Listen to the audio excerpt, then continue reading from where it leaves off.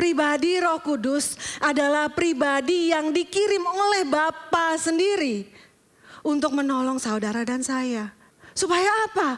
Supaya kita bisa hidup seturut dengan rencana Bapa. Saudara percaya bahwa saudara dan saya mengandung rencana Allah? Amin. Siapa yang di sini percaya bahwa ada rencana Allah dalam diri kita? Dan untuk itulah Roh Kudus hadir dalam hidup kita. Menolong supaya rencana Tuhan, rencana Bapa yang besar itu, yang melebihi apa yang mampu kita pikirkan, bisa digenapi di dalam hidup kita. Makanya Yesus sebelum dia berangkat, dia pastikan, aku akan mengirim penolong bagimu. Kamu gak akan sendirian. Ada pribadi yang akan menyertai kamu selama-lamanya.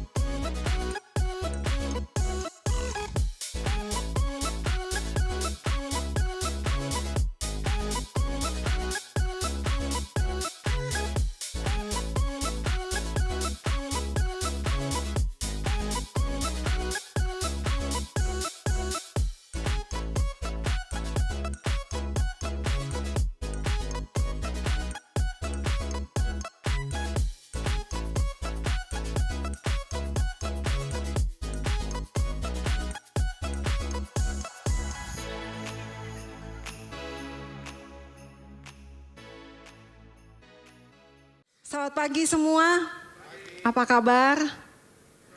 So good. Ada yang lagi sakit hari ini? Saya percaya saat kita hadir di sini dan Roh Kudus bekerja, kita disembuhkan. Amin. Amin. Percaya dengan iman, kehadirannya membawa kesembuhan bagi kita. Amin. Ya. Beberapa hari lalu anak saya sedang sakit ya. Jadi dia istirahat di rumah, tidak masuk sekolah selama 3 hari. Selama dia sakit dan istirahat di rumah, saya tetap harus berangkat ke kantor. Walaupun saya pengennya ada di rumah sama-sama Josie anak saya. Namun walaupun saya tidak ada di rumah dengan Josie, kehadiran saya tetap bisa dirasakan oleh Josie. Karena sebelum saya berangkat ke kantor, saya prepare everything. Saya prepare obatnya, saya prepare pengukur suhunya, dan memastikan dia ada di dalam keadaan yang aman. Saya tetap pantau dia dari kantor, saya telepon dia, saya WhatsApp dia, saya cek dia setiap saat.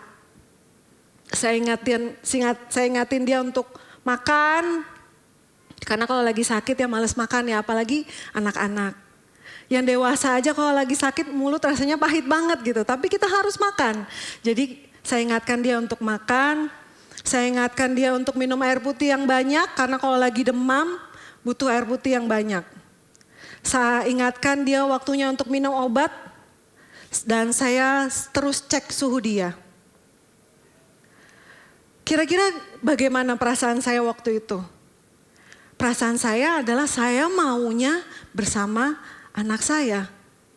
Saya maunya mendampingi dia. Saya maunya merawat dia. Saya inginnya sama-sama Josie saat itu. Dan puji Tuhan pagi hari ini dia udah sembuh. Puji Tuhan dia udah melayani di atas fotografi di Aero Kids. Puji nama Tuhan.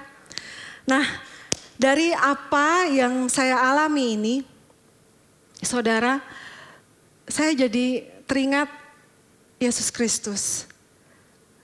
Saat waktunya di dunia ini udah selesai.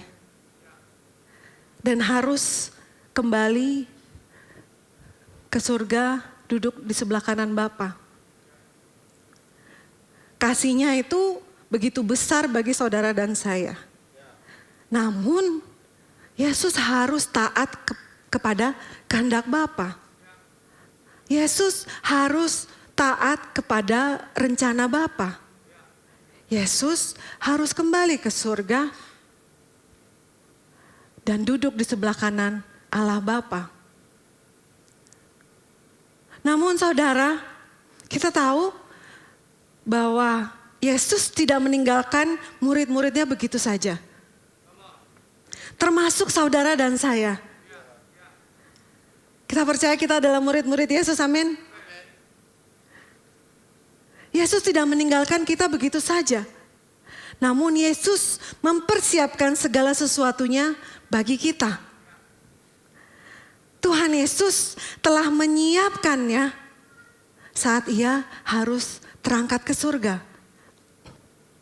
Kita flashback di waktu sebelum Yesus ditangkap untuk disalibkan. Ada doa yang begitu indah yang Yesus panjatkan kepada Allah Bapa, yang penuh kasih, yang Yesus naikkan. Doa untuk murid-muridnya. Saya sarankan saudara bisa membacanya secara pribadi di keseluruhan Yohanes pasal 17. Doanya begitu indah. Saat kita baca Yohanes 17, itu seperti Yesus sedang berdoa bagi kita. Raja di atas segala raja berdoa bagi kita, murid-muridnya.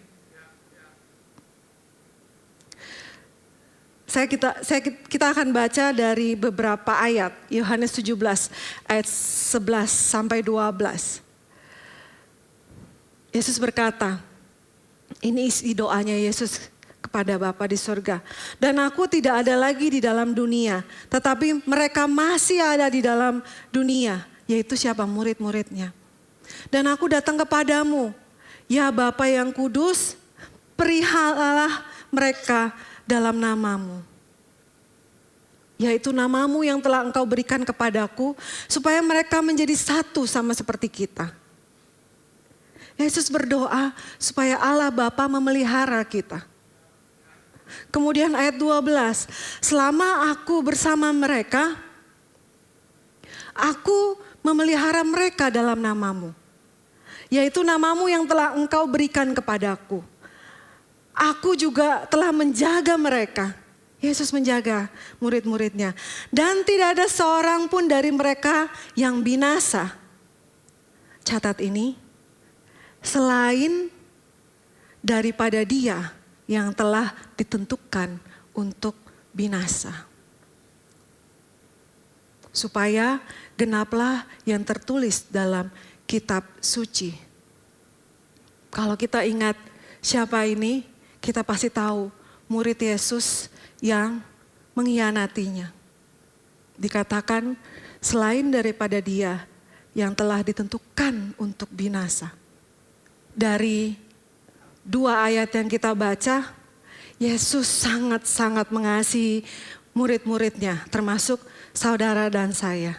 Apakah doa Yesus ini hanya untuk murid-muridnya pada saat itu? Jawabannya ada di Yohanes 17 ayat 20. Yesus mengatakan, dan bukan untuk mereka ini saja aku berdoa, tetapi juga untuk orang-orang yang percaya kepadaku oleh pemberitaan mereka, which is you and me, saudara dan saya. Doa ini Yesus panjatkan bukan hanya untuk murid-muridnya pada saat itu, tetapi untuk saudara dan saya yang juga percaya dalam namanya, yang percaya akan pemberitaan firman oleh murid-muridnya pada saat itu. So praise the Lord. Doa ini untuk saya, saudara dan saya juga. Saudara, seperti yang saya katakan tadi, bahwa Yesus mempersiapkan semuanya sebelum ia terangkat ke surga. Kita mundur lagi ke pasal sebelum Yesus menaikkan doanya kepada Bapa di surga untuk murid-muridnya. Kita mundur di Yohanes 14 ayat 12 sampai 18. Saya akan bacakan terjemahan dari versi Amplified Bible. Aku berkata kepadamu, dengan sungguh-sungguh aku katakan kepadamu, siapapun yang percaya kepadaku sebagai juru selamat, ia juga akan melakukan hal-hal yang aku lakukan. Dan dia akan melakukan hal-hal yang lebih besar daripada hal-hal ini. Karena aku akan pergi kepada Bapa. Dan apa saja yang kamu minta dalam namaku sebagai wakilku, akan kulakukan. Itulah yang akan kulakukan. Supaya Bapa dimuliakan dan dirayakan di dalam putra atau anak. Jikalau kamu meminta sesuatu kepadaku atas namaku sebagai wakilku, maka akan kukabulkan. Jika kamu benar-benar mengasihi aku, maka kamu akan memegang dan menaati perintah-perintahku. Kemudian ayat 16. Dan aku akan memohon kepada Bapa dan dia akan memberikan kepadamu penolong yang lain. Yaitu penghibur, pembela, perantara, penasehat, penguat, siaga atau selalu standby untuk menyertai kamu selama-lamanya. Selama-lamanya. Ayat 17, roh kebenaran yang dunia tidak dapat terima dan masukkan ke dalam hatinya. Karena dunia tidak melihat dia atau mengenal dia. Tetapi kamu mengenal dia karena dia, yaitu Roh Kudus, tinggal bersama kamu terus menerus dan akan tinggal di dalam kamu. Kemudian yang sangat indah ayat 18. Aku tidak meninggalkan kamu sebagai yatim piatu. Dalam kondisi yang tidak nyaman, berduka dan tidak berdaya. Aku akan datang kembali kepadamu. Amin. Yesus naik ke surga, namun sebelumnya ia telah mempersiapkan segala sesuatunya untuk kita. Dia sudah memohon kepada Allah Bapa untuk memberikan penolong kepada kita. Dan janji Yesus, janji Tuhan adalah ya dan amin. Amin. Dan hari ini kita memperingati hari Pentakosta. Hari di mana Yesus menggenapi janji penyediaannya. Hari di mana Roh Kudus dicurahkan. Hari di mana penggenapan janji Tuhan. Bahwa aku akan pergi, tapi kamu gak akan sendiri. Aku menyediakan penolong.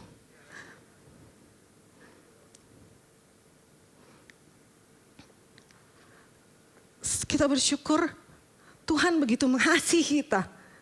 Dia tidak membiarkan kita sendiri. Dia memberikan Roh Kudus. Roh penolong itu. Untuk menyertai kita. Sampai kapan? Dikatakan selama-lamanya. Terus menerus. Tinggal di dalam kita. Kita baca di Kisah Rasul 2 ayat 1 sampai 4. Ketika tiba hari Pentakosta, semua orang percaya berkumpul di satu tempat. Tiba-tiba turunlah dari langit suatu bunyi seperti tiupan angin keras yang memenuhi seluruh rumah di mana mereka duduk. Dan tampaklah kepada mereka lidah-lidah seperti nyala api yang bertebaran dan hinggap kepada mereka masing-masing. Maka penuhlah mereka dengan Roh Kudus. Lalu mereka mulai berkata-kata dalam bahasa-bahasa lain. Seperti yang diberikan oleh Roh itu kepada mereka untuk mengatakannya. Saya gak kebayang kondisi rumah itu saat itu. Luar biasa banget. Pribadi yang dijanjikan oleh Tuhan Yesus akhirnya hadir, saudara. Pribadi yang dinanti-nantikan oleh para rasul, para murid-murid akhirnya hadir. Saya membayangkan betapa luar biasa dahsyatnya suasana saat itu. Betapa hebatnya kehadiran pribadi ini. Judul khotbah pagi hari ini adalah pribadi Roh Kudus, penolong, penghibur, penuntun. Pribadi Roh Kudus adalah penolong bagi kita, penghibur bagi kita, dan penuntun bagi kita. Saudara, kalau kita mau jujur ya, apakah saudara menyadari kehadiran pribadi Roh Kudus dalam hidup saudara? Roh Kudus itu adalah seorang pribadi. Dia hidup. Dan dia ada di dalam kita. Apakah saat ini saudara bisa jawab dalam hati masing-masing? Apakah saat ini kita menyadari bahwa Roh Kudus ada buat kita, ada di dalam kita, ada di samping kita, ada memimpin kita, ada menghibur kita, ada menuntun kita. Apakah kita menyadari kehadirannya? Atau kita hanya menganggap Roh Kudus itu hanya add-on atau tambahan saja, seperti dessert. Dia bukan makanan utama. Pribadi Roh Kudus bukan sekedar tambahan. Bukan sekedar add-on. Bukan sekedar dessert. Pribadi Roh Kudus adalah pribadi yang dikirim oleh Bapa sendiri untuk menolong saudara dan saya. Supaya apa? Supaya kita bisa hidup seturut dengan rencana Bapa. Saudara percaya bahwa saudara dan saya mengandung rencana Allah? Amin. Siapa yang di sini percaya bahwa ada rencana Allah dalam diri kita? Dan untuk itulah Roh Kudus hadir dalam hidup kita. Menolong supaya rencana Tuhan, rencana Bapa yang besar itu, yang melebihi apa yang mampu kita pikirkan, bisa digenapi di dalam hidup kita. Makanya Yesus sebelum dia berangkat, dia pastikan, aku akan mengirim penolong bagimu. Kamu gak akan sendirian. Ada pribadi yang akan menyertai kamu selama-lamanya.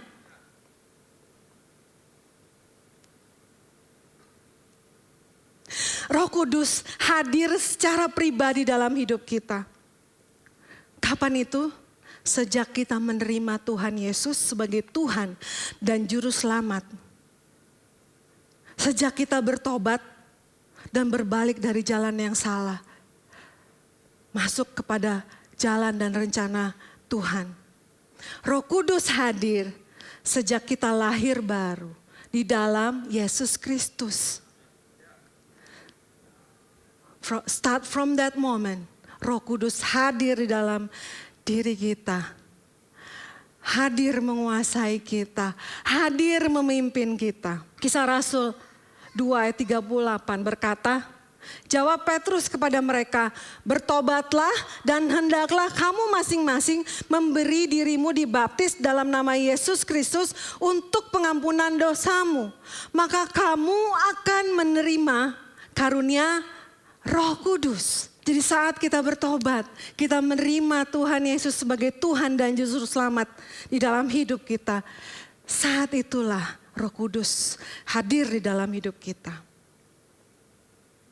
Kehadiran pribadi Roh Kudus dalam hidup kita adalah karunia terbesar. Sangat besar, luar biasa bagi saudara dan saya. Tidak ada yang lebih berharga dari kehadiran pribadi Roh Kudus di dalam hidup kita. Sejak pribadi Roh Kudus hadir dalam hidup kita, Ia akan tinggal dalam hati kita selama-lamanya. Dan Roh Kudus itu terus berbicara di dalam hati kita. Dia berbicara dalam hati kita. Saat ini kita bisa bertanya, apakah saya sudah mendengar suara Roh Kudus di dalam hidup saya? apakah suara Roh Kudus itu mendominasi hati saya? Apakah suara Roh Kudus benar-benar memimpin hidup saya? Atau kita tidak mengenali suaranya, bahkan kita tidak menyadari kehadirannya. Sesuai dengan judul khotbah, saya akan membagikan 3 poin. Yang pertama, pribadi Roh Kudus adalah penolong. Pribadi Roh Kudus menolong kita untuk hidup selaras dengan kehendak Tuhan. Kehadiran Roh Kudus itu menyelaraskan kehendak kita.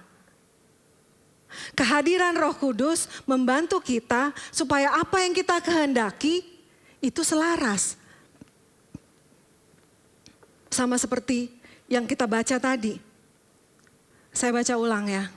Jikalau kamu meminta sesuatu kepadaku atas namaku sebagai wakilku, maka akan kukabulkan. Jika kamu benar-benar mengasihi aku, maka kamu akan memegang dan menaati perintah-perintahku. Bagaimana supaya keinginan kita itu selaras dengan keinginannya Tuhan? Itulah peran Roh Kudus dalam hidup kita. Dia akan menolong kita supaya apa yang kita kehendaki itu sesuai dengan kehendaknya Tuhan. Amin. Roh Kudus sebagai penolong dalam bahasa Yunani yaitu parakletos.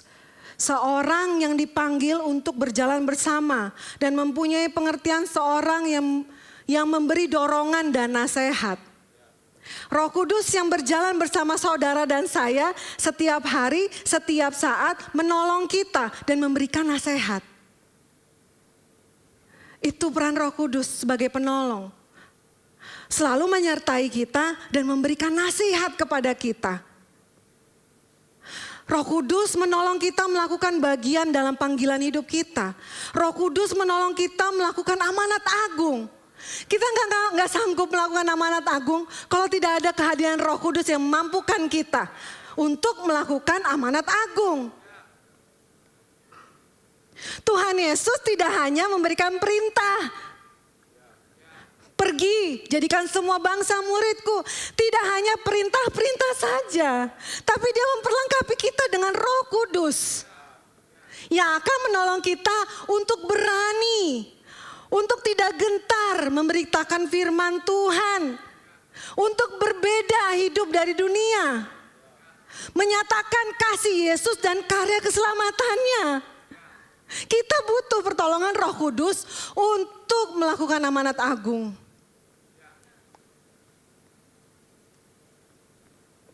Jadi kalau saat ini saudara agak gentar melakukan amanat agung, takut ditolak, hey, ada Roh Kudus dalam diri kita. Dia akan memberikan keberanian bagi kita. Dia akan menolong kita. Dia akan memberitahukan apa yang harus kita katakan. Dia akan memberikan kita hikmat. Dia akan memberikan kita kebijaksanaan. Dan dia akan memberikan kita kasih. Karena melakukan amanat agung tanpa kasih itu tidak bisa. Kita melakukan amanat agung karena kasih. Sama seperti Yesus mengasihi dunia ini. Dia menyuruh kita untuk pergi, jadikan semua bangsa muridku. Supaya apa? Supaya semuanya diselamatkan. Supaya apa? Supaya tidak ada yang binasa. Karena Yesus sangat mengasihi saudara, saya, dan dunia ini.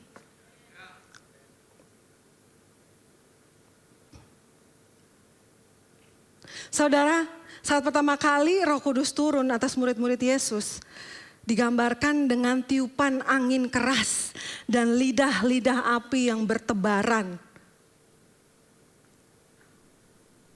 Angin keras, bukan angin semilir-semilir. Api, lidah api yang bertebaran, bukan api kecil seperti di lilin. Seharusnya beginilah gambaran kita yang dipenuhi oleh kuasa Roh Kudus. Punya semangat yang berapi-api, bold. Dimanapun kita berada, ada kuasa hadirat Tuhan yang luar biasa. Saat anak Tuhan masuk, ada sesuatu yang berbeda terjadi. Saat kita masuk, ada terang. Seperti Roh Kudus, kehadirannya membawa terang. Roh Kudus sudah ada di awal penciptaan, saudara.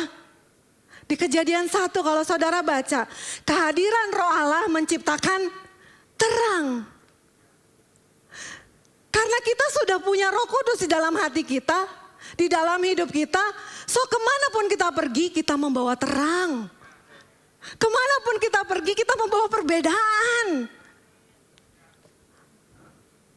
Itu yang membedakan kalau kita menyadari bahwa Roh Kudus ada di dalam diri kita. Itu yang membedakan kalau kita menyadari bahwa Roh Kudus ada di dalam diri kita. Kita bold, kita berani. Kita nggak takut. Kita nggak ragu-ragu. Kita berapi-api di dalam Tuhan. Kita semangat melayani.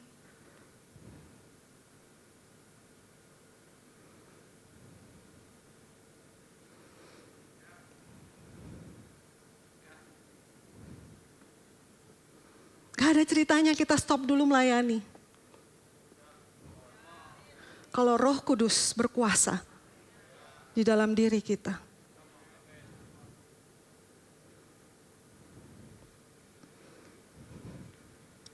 Sekali kita melayani, kita akan terus melayani.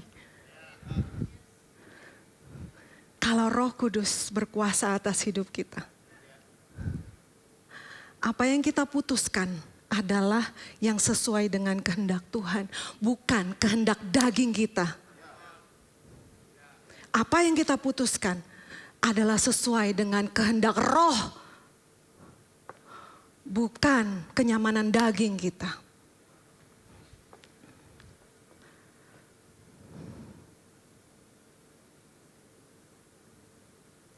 Jika Roh Kudus berkuasa atas saudara dan saya, kita bukanlah Kristen yang biasa-biasa. Kita bukan Kristen yang suam-suam, yang bikin Tuhan enek dan dimuntahkan. Jika Roh Kudus berkuasa atas saudara dan saya, kita berjalan dengan kuasa. Berjalan dengan kuasa. Karena itu yang Yesus katakan di Kisah Rasul 1 ayat 8. Ia berkata, tetapi kamu akan menerima kuasa. Kalau apa? Kalau Roh Kudus turun di atas kamu. Dan kamu akan menjadi saksiku di Yerusalem dan di seluruh Yudea dan Samaria dan sampai ke ujung bumi. Kalau Roh Kudus turun di atas kita, ada kuasa. Dan kita berjalan dengan kuasa. Kita nggak berjalan ragu-ragu dan ketakutan. Kita berjalan dengan kuasa karena ada Roh Kudus di dalam diri kita. Ada roh yang berapi-api di dalam diri kita. Di Kisah Rasul 4 ayat 31. Ini cerita tentang Petrus dan Yohanes. Dan ketika mereka sedang berdoa, goyanglah tempat mereka berkumpul itu dan mereka semua penuh dengan Roh Kudus. Lalu mereka memberitakan firman Allah dengan berani. Roh Kudus memberikan kita keberanian untuk memberitakan firman Tuhan. Bicara tentang kerajaanmu datang, kehendakmu terjadi. Kerajaan itu bicara tentang culture, tentang budaya. Bagaimana kita, anak-anak Tuhan yang membawa perbedaan, mengubahkan budaya. Budaya kerajaan sorga turun di atas bumi. Kita nggak tunggu sampai masuk ke balik waktunya balik ke kerajaan sorga untuk kita menjalankan budaya kerajaan sorga itu. Kitalah budaya kerajaan sorga itu. Kitalah kerajaan sorga yang turun di atas bumi ini. Kitalah kerajaan sorga.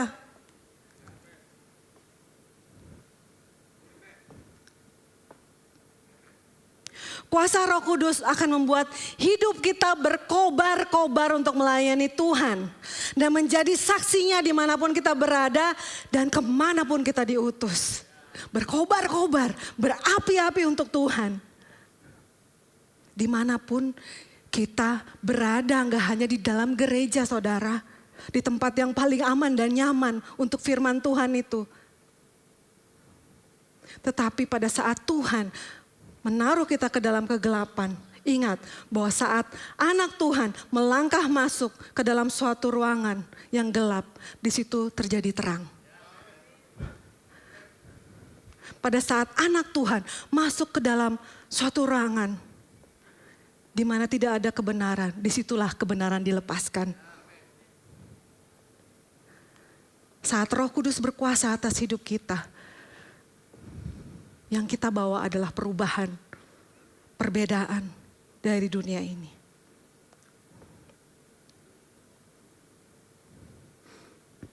Roh Kudus akan membuat kita berapi-api di dalam Tuhan. Membawa kita untuk mengejar pengenalan akan Tuhan. Orang yang dikuasai oleh Roh Kudus itu selalu haus dan lapar akan Tuhan. Haus dan lapar akan pengenalan akan Tuhan. Haus dan lapar akan pengajaran.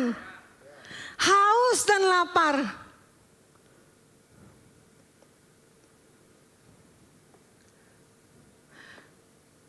Saat hari Pentakosta adalah tonggak dimulainya gereja di dunia ini. Disitulah dimulai jemaat mula-mula. Jemaat yang dipenuhi oleh Roh Kudus. Dan ciri mereka itu apa? Mereka bertekun dalam doa dan pengajaran. Amin. Mereka bukan Kristen yang tarsok-tarsok. Tahu nggak tarsok? Bentar besok, bentar besok. Jadi mereka bukan murid-murid Yesus yang kalau diajak PSL nanti aja. Jangan lupa daftar PSL ya.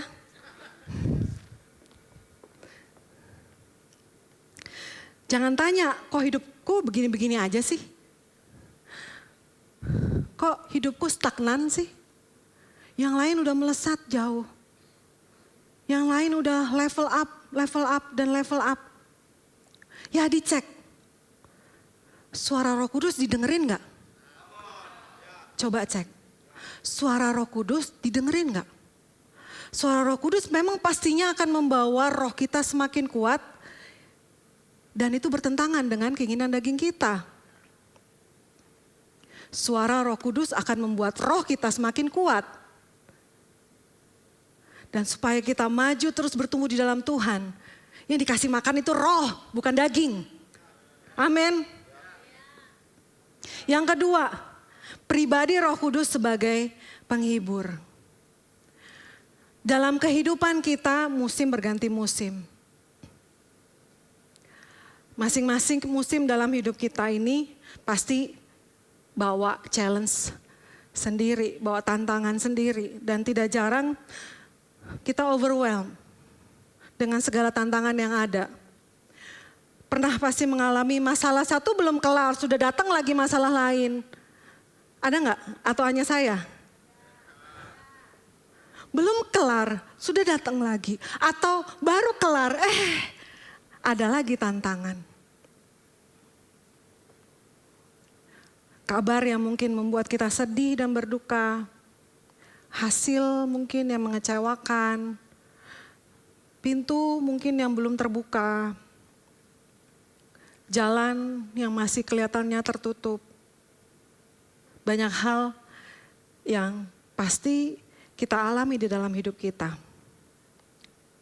Di tengah pergumulan dan kesusahan yang harus dihadapi, saudara tahu bahwa menjadi murid Kristus bukannya kita kebal dari tantangan ya. Justru tantangan itu akan membawa kita naik kelas. Amin. Ya, di tengah pergumulan kesusahan yang harus dihadapi, Roh Kudus hadir bagi saudara dan saya sebagai penghibur. Yohanes 14 ayat 26 sampai 27. Tetapi penghibur, yaitu Roh Kudus yang akan diutus oleh Bapa dalam namaku, dialah yang akan mengajarkan segala sesuatu kepadamu. Dan akan mengingatkan kamu akan semua yang telah kukatakan kepadamu. Damai sejahtera ku tinggalkan bagimu, damai sejahteraku kuberikan kepadamu. Dan apa yang kuberikan tidak seperti yang diberikan oleh dunia kepadamu. Janganlah gelisah dan gentar hatimu. Roh Kudus menjadi pribadi yang membimbing, mendampingi, dan memberikan kedamaian di dalam setiap musim dalam hidup kita.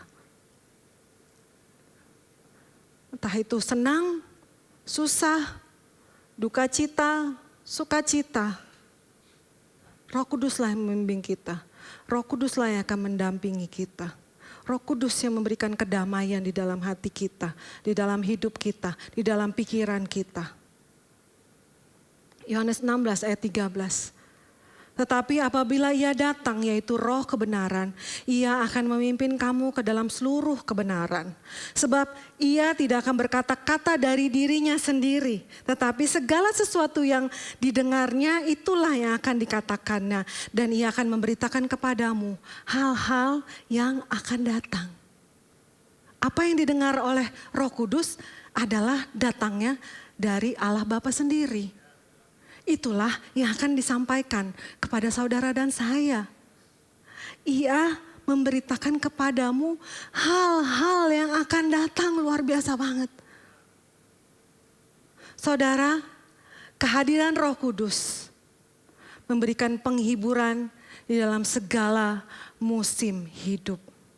Mengajarkan, mengingatkan kita akan janji Tuhan.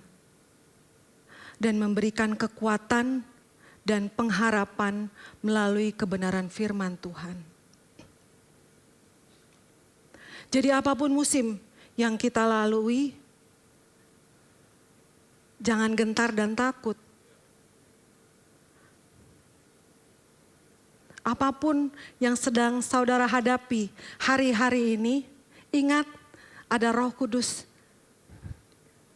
yang menghibur saudara, yang menuntun saudara, yang akan memberikan nasihat kepada saudara. Bahkan Roh Kudus yang akan membukakan hal-hal yang saat ini mungkin belum terlihat. Roh Kudus yang akan mengingatkan janjinya, janji Tuhan di dalam hidup kita. Yang ketiga, pribadi Roh Kudus sebagai penuntun. Pribadi Roh Kudus menuntun kita untuk hidup sesuai dengan tujuan Tuhan. Tema bulan ini adalah God's Purpose. Tujuan Tuhan di dalam hidup kita. Roh Kudus adalah penuntun yang paling utama. Dia berjalan di depan. Dia memimpin. Dia menyingkirkan rintangan. Dia membuka pengertian. Dan Roh Kudus akan membuat segala sesuatunya clear. Dia akan memastikan segala sesuatunya itu jelas. Roh Kudus akan memimpin kita dalam perjalanan hidup ini. Supaya tidak jatuh di dalam kesalahan, dosa, dan keputusan-keputusan bodoh yang membawa kita keluar dari tujuannya Tuhan. Roh Kudus menjaga kita, menuntun kita supaya tujuan Tuhan itu genap dalam hidup kita. Jika kita berjalan dalam tuntunan Roh Kudus, kita akan mampu untuk mengalahkan keinginan daging dalam diri kita. Keinginan-keinginan daging, keinginan-keinginan yang akan menggagalkan tujuan Tuhan di dalam hidup kita.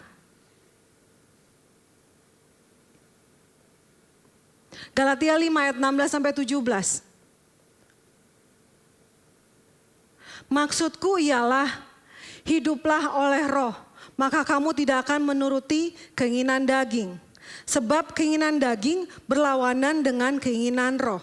Dan keinginan roh berlawanan dengan keinginan daging. Karena keduanya bertentangan. Sehingga kamu setiap kali tidak melakukan apa yang kamu kehendaki. Bukan tentang apa yang kita kehendaki. Tetapi apa yang Tuhan kehendaki di dalam hidup kita. Karena apa yang kita kehendaki itu bisa salah, saudara. Apa yang mungkin kita mimpikan, kita rindukan, bisa salah. Terkadang mungkin Tuhan tidak menjawab apa yang menjadi impian kita atau kerinduan kita. Karena Tuhan tahu itu tidak baik buat kita. Karena Tuhan tahu itu bisa menggagalkan rencananya di dalam hidup kita.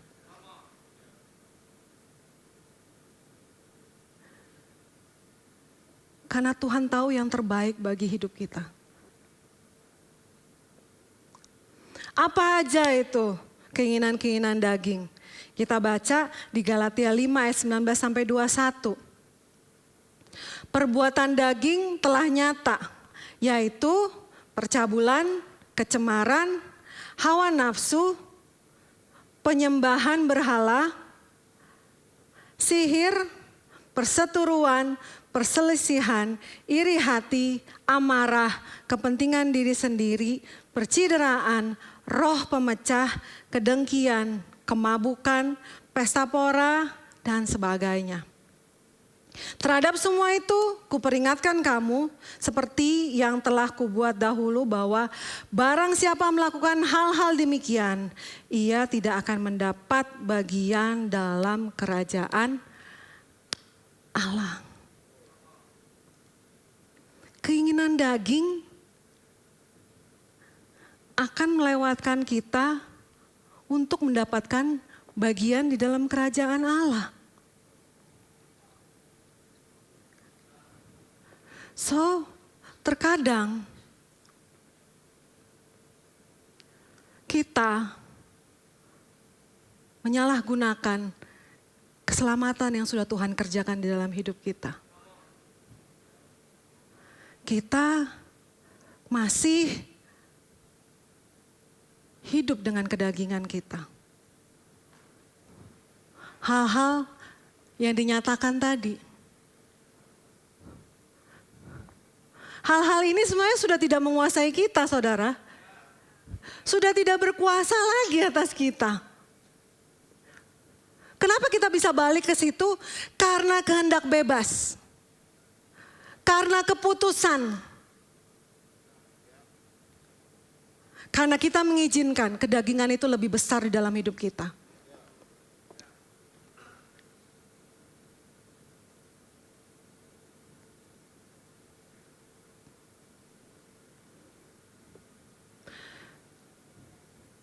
Jadi kalau kita sudah hidup di dalam Tuhan, sudah diselamatkan Tuhan, diampuni segala dosa, janganlah kembali ke perbuatan-perbuatan daging ini.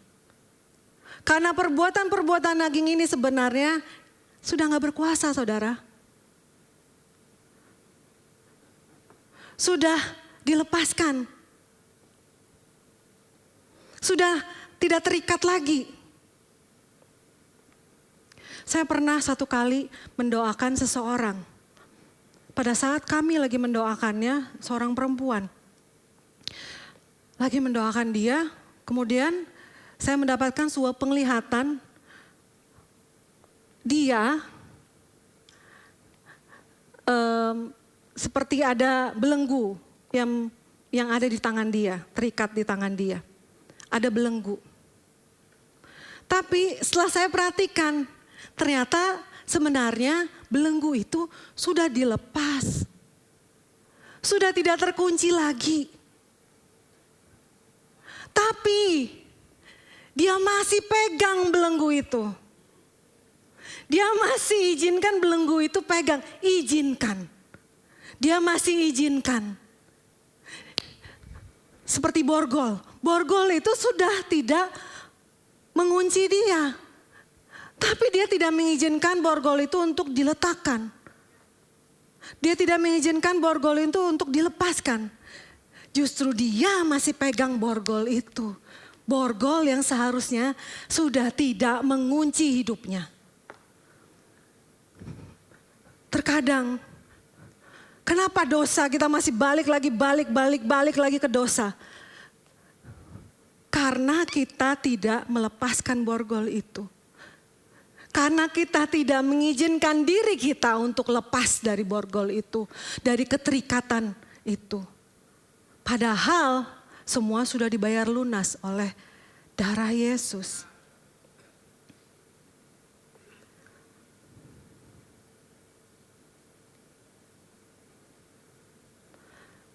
Keselamatan kita sudah dibayar lunas oleh darah Yesus. Dan kita menerimanya dengan kasih karunia. Kita menerima dengan kasih karunia, cuma-cuma.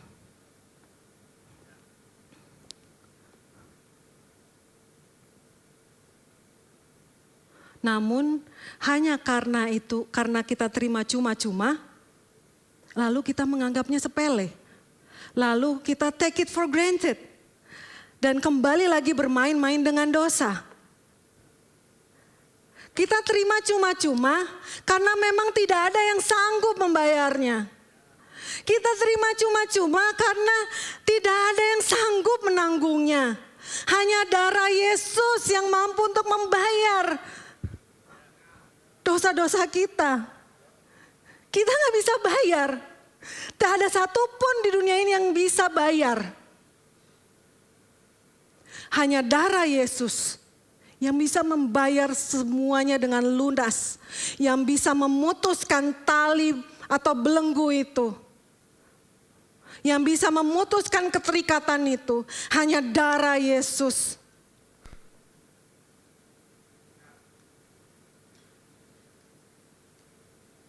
Karya keselamatan adalah bagiannya Yesus. Bagian kita apa? Mengerjakan keselamatan itu. Mengerjakan keselamatan yang sudah diberikan oleh Tuhan Yesus. Dengan apa? Dengan takut dan gentar. Dengan hidup seturut dengan kehendak Tuhan. Hidup di dalam kebenaran.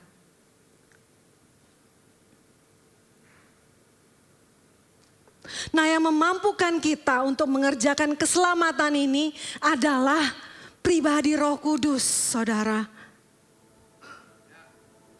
Pribadi Roh Kuduslah yang akan memampukan kita untuk melakukan bagian kita, yaitu mengerjakan keselamatan yang sudah Tuhan berikan di dalam hidup saudara dan saya. Semakin kita hidup dituntun oleh Roh Kudus, maka semakin kita menghasilkan buah-buah roh itu di dalam hidup kita. Galatia 5 ayat 22 sampai 26. Tetapi buah roh ialah kasih, sukacita, damai sejahtera, kesabaran, kemurahan, kebaikan, kesetiaan, kelemah lembutan, penguasaan diri. Tidak ada hukum yang menentang hal-hal itu. Barang siapa menjadi milik Kristus Yesus, ia telah menyalibkan daging dengan segala hawa nafsu dan keinginannya. Jikalau kita hidup oleh roh, baiklah hidup kita juga dipimpin oleh roh. Dan janganlah kita gila hormat, dan janganlah kita saling menantang dan saling mendengki. Semakin kita bergaul erat dengan Roh Kudus, menyadari kehadirannya, mendengarkan suaranya, berjalan bersama-sama dengan Roh Kudus. Semakin buah roh itu akan muncul dalam hidup kita. Buah roh ini gak bisa ada kalau tidak ada Roh Kudus di dalam hidup kita. Seberapapun kita mengusahakannya, tanpa Roh Kudus kita tidak sanggup. Karena itu Tuhan Yesus memberikan kita penolong ini. Karena kita gak sanggup. Kita gak sanggup.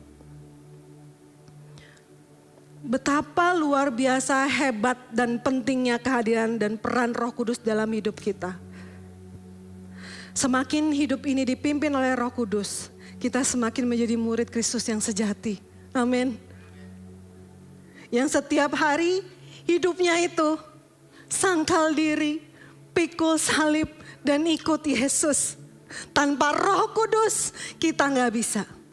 Kita nggak bisa sangkal diri, saudara. Tanpa Roh Kudus kita nggak sanggup pikul salib. Tanpa Roh Kudus kita nggak bisa ikut Yesus. Roh Kudus penolong kita, penghibur kita, penuntun kita.